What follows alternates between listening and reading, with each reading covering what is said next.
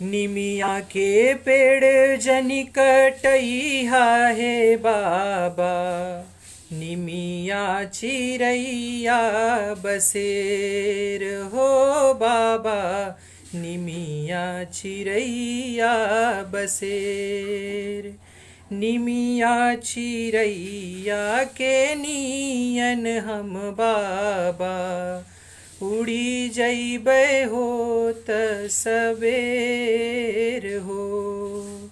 बेटी के उरेठ बोली बोलिहा न बाबा, बेटी चिरैया समान।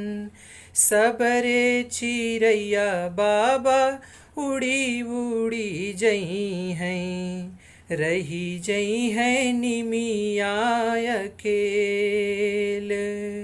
सबरे बीटीवा बाबा आन घर जई हैं, सुनी हुई है अंगना दुआर।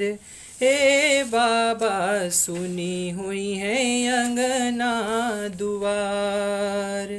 आज भर बाड़ी बुचिया रौरे महलिया होते सबेर चले जाई हो। रही जइबा माई संग अकेला हे बाबा, सुन होई अंगना दुआर हो।